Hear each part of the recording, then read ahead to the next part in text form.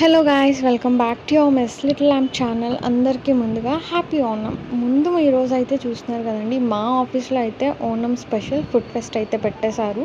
ఈ వ్లాగ్ వచ్చేసరికి ఓనం ఎందుకు సెలబ్రేట్ చేసుకుంటారు, అలాగే ఎక్కడెక్కడ చేసుకుంటారో తెలుసుకుందాం. మరి అంతకన్నా ముందు మీకు ఏం చేయాలో తెలుసు కదా, మీ మెస్ లిటిల్ ల్యాంప్ ఛానల్ని లైక్, షేర్, సబ్స్క్రైబ్ చేసుకోవడం అస్సలు మర్చిపోవద్దు. ముందుగా అయితే మా ఆఫీస్ డెకరేషన్ ఎలా ఉందో చూసేయండి.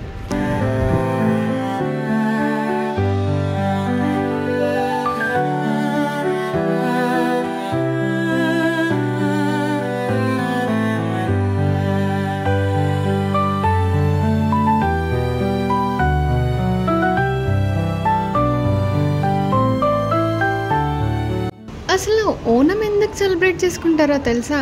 ముఖ్యంగా బలి చక్రవర్తి అంటే అసురులకు రాజు, అనగా రాక్షసులకి రాజు అన్నమాట. ఇతను తిరిగి వచ్చినప్పుడు ఈ ఓనం సెలబ్రేషన్స్ చేసుకుంటారు. పేరుకు మాత్రమే అసుర రాజు, కానీ ఇతనికి దయా దాక్షణ్యం అన్నవి చాలా ఎక్కువ. ఈయన ఎన్నో యజ్ఞాలు, యాగాలు చేశారు. అందులో ఒకటే మహాయజ్ఞమైనది అశ్వమేధి యాగం అన్నమాట. ఈ యాగం అనేది ప్రజల సుఖ సంతోషాల కోసం అయితే చేస్తారు. ఆ యజ్ఞం జరిగే కాలంలో ప్రజలు అందరూ రాజు దగ్గరికి వెళ్ళి వాళ్ళకున్న కోరికలు కోరి నెరవేర్చుకుంటారన్నమాట. ఈ విధంగా బలిచక్రవర్తి తమ దగ్గరకు వచ్చిన వాళ్ళందరి కోరికలు నెరవేర్చేవారన్నమాట. కానీ ఎంతైనా సరే రాక్షసత్వం ఉండేది కదా, అహం అనేది ఎక్కువ. నా దగ్గర అన్నీ ఉన్నాయి, నేను అన్నీ చేయగలను అనేది. ఆ అహం అణచటానికే మన విష్ణుమూర్తి చిన్ని బాలుడిలా వామనవతారం ఎత్తారనమాట. మీకు ఇక్కడ నుంచి స్టోరీ తెలిసిందే కదండి.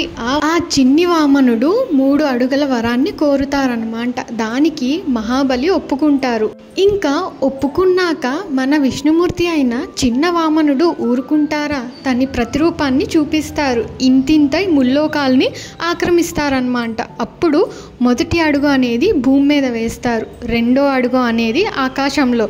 ఇంకా వామనుడు అడుగుతాడనమాట బలిచక్రవర్తికి 3వ అడుగు ఎక్కడ వేయాలి అని.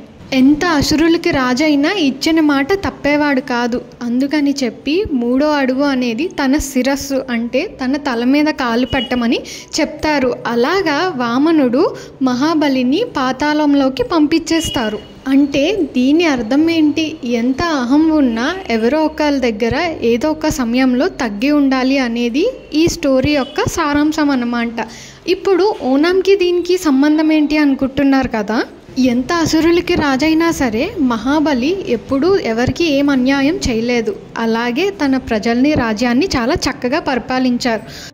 అందుకు గాను సంవత్సరంలో ఒక్కరోజు మహాబలి తన రాజ్యానికి తిరిగి వస్తారని, భోంచేస్తారని ప్రజలతో వాళ్ళ యొక్క నమ్మకం. ఆ రోజున వివిధ వంటకాలను చేసి బలి చక్రవర్తిని ఆహ్వానించి ఈ ఓనం పండుగని చేసుకుంటారనమాట. ఇది కేరళలో మాత్రమే కాదు, కేరళతో పాటు కర్ణాటక, తమిళనాడు, తెలంగాణ, అలాగే ఆంధ్రప్రదేశ్ ప్రజలు ఈ పండుగను సెలబ్రేట్ చేసుకుంటారనమాట.